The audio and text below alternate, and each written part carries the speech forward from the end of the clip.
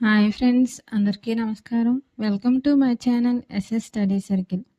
ఈనాడు పేపర్లో వచ్చే ముఖ్యమైన కరెంట్ అఫైర్స్ అనేది ప్రతిరోజు కూడా మన ఛానల్లో డిస్కస్ చేస్తున్నాం. అలాగే 2026 జనవరి 11కు సంబంధించినటువంటి ముఖ్యమైన కరెంట్ అఫైర్స్ అనేది చూద్దాం. అందులో మొదటి అంశం వచ్చి హోటళ్ళు, రెస్టారెంట్లు పేర్లు మార్పు. దీని గురించి చూద్దాం. ఏపీటీడీసీ అంటే రాష్ట్ర పర్యాటక అభివృద్ధి సంస్థ హోటళ్ళు, రెస్టారెంట్లకు 20 ఏళ్ల కిందట పున్నమ పేరు అయితే పెట్టారు. ఈ పేరు పెట్టిన తర్వాత వైఎస్ఆర్ రాజశేఖర రెడ్డి ప్రభుత్వ హయాంలో ఆ పున్నమ పేరును హరిత పేరుగా అయితే మార్పులు చేశారు. రాష్ట్ర విభజన తర్వాత 2 తెలుగు రాష్ట్రాల్లోని ఈ హరిత పేరు అనేది కొనసాగుతూ వచ్చింది.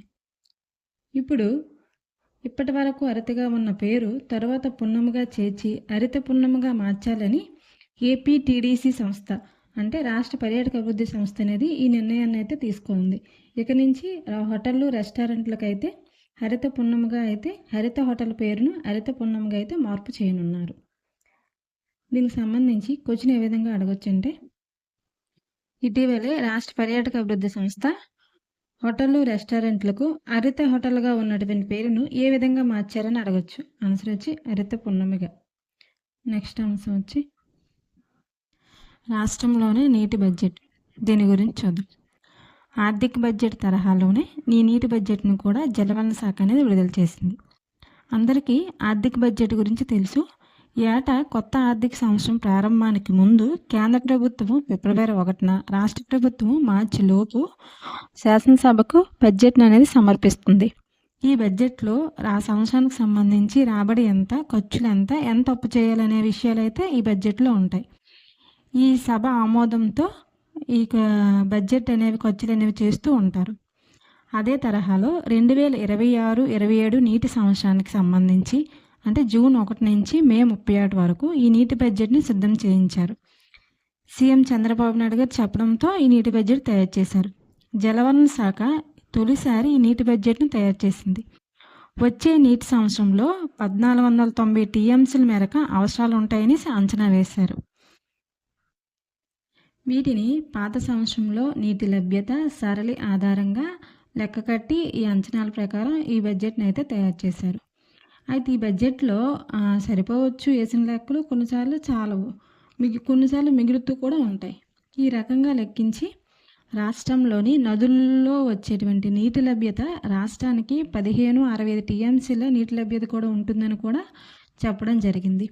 అన్నీ పోను 2027 రబీ ముగిసే సమయానికి వచ్చి 70 టీఎంసీలు మిగులు నీళ్ళు అయితే ఉంటాయని కూడా జలవనరుల శాఖ అంచనా వేసి చెప్పడం జరిగింది.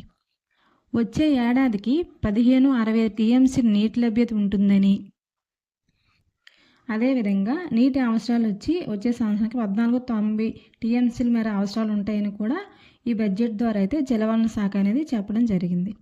నెక్స్ట్ అంశం వచ్చి సైన్స్ అండ్ టెక్నాలజీలో భాగంగా PSLV C62 racket.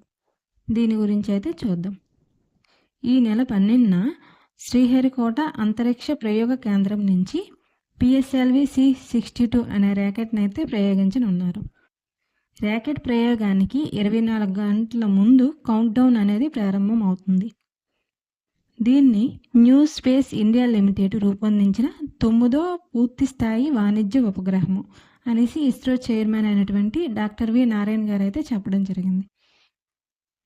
PSLV C62 racket ద్వారా EOS-N1 అనే ఉపగ్రహాన్ని అయితే కక్షలోకి అయితే పంపనున్నారు. దేశ రక్షణ రంగానికి ఇది అత్యంత కీలకం. 2026లో ఇస్రో చేపడుతున్నటువంటి తొలి ప్రయోగం కూడా ఇదని కూడా ఇస్రో చైర్మన్ అయినటువంటి డాక్టర్ వి నారాయణ గారు అయితే చెప్పడం జరిగింది. పిఎస్ఎల్వి ర్యాకెట్ ప్రయోగాల్లో ఇది 64వది. ఈ మిషన్ ద్వారా 8 విదేశీ ఉపగ్రహాలను అంతరిక్షంలోకి అయితే పంపనున్నారు. ఇప్పటి వరకు 442 విదేశీ ఉపగ్రహాలను అయితే ఇస్రో ప్రయోగించిందనేసి ఇస్రో చైర్మన్ అయినటువంటి డాక్టర్ వి నారాయణ గారు అయితే చెప్పడం జరిగింది. దీనికి సంబంధించి క్వశ్చన్ ఏ విధంగా అడగచ్చు అంటే, ఇటీవలే శ్రీహరికోట అంతరిక్ష ప్రయోగ కేంద్రం నుంచి పిఎస్ఎల్వి C62 అనే ర్యాకెట్ ద్వారా ఒక ఉపగ్రహాన్ని అయితే కక్షలోకి అయితే పంపారు. ఆ ఉపగ్రహం పేరు ఏమిటని అడగొచ్చు. ఆన్సర్ వచ్చి EOS N1 అనే ఉపగ్రహం. నెక్స్ట్ అంశం వచ్చి గుజరాత్ రాష్ట్రం వార్తల్లో నిలిచింది. దీని గురించి అయితే చూద్దాం. నిన్నటి క్లాస్లో కూడా ఈ అంటే గుజరాత్లో ఉన్నటువంటి సోమనాథ్ ఆలయం గురించి అయితే మనం చర్చించడం జరిగింది. ఇక్కడ ఒక ఉత్సవాలు అనేవి నిర్వహిస్తున్నారు. వీటికి నరేంద్ర మోడీ గారు అనేవారు గుజరాత్ రాష్ట్రం 3 రోజులు పర్యటనకు వెళ్తున్నారనేసి కూడా మనం చెప్పుకోవడం జరిగింది. అయితే సోమనాథ్ ఆలయంలో 1026 సంవత్సరంలో అయితే ఒక దాడి అయితే జరిగింది. ఆ దాడి జరిగి 1000 సంవత్సరాలు పూర్తయిన సందర్భంగా దేశమంతా కలిసి ఆ జరిగిన సంఘటనని స్మరించుకుంటుందనేసి నరేంద్ర మోడీ గారు చెప్పడం జరిగింది. అదేవిధంగా 3000 డ్రోన్తో నిర్వహించినటువంటి షోనైతే నరేంద్ర మోడీ గారు అయితే తిలకించడం జరిగింది.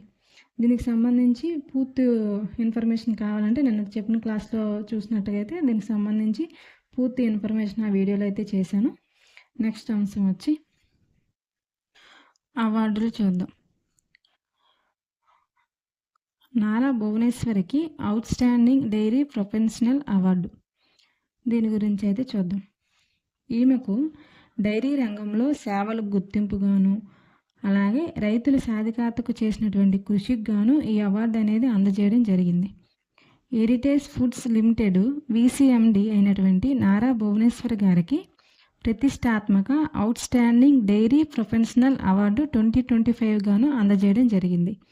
ఈ అవార్డును ఎక్కడ అందజేశారంటే ఇండియన్ డైరీ అసోసియేషనల్ సౌత్ జోన్ ఆధ్వర్యంలో ఈ పురస్కారాన్ని కేరళ రాష్ట్రం కోజికోడ్లోని కాలికట్ ట్రేడ్ సెంటర్లో నిర్వహించినటువంటి southern dairy and food conclave 2026 ప్రారంభ సభలో అయితే ఈ అవార్డును ప్రదానం చేయడం జరిగింది.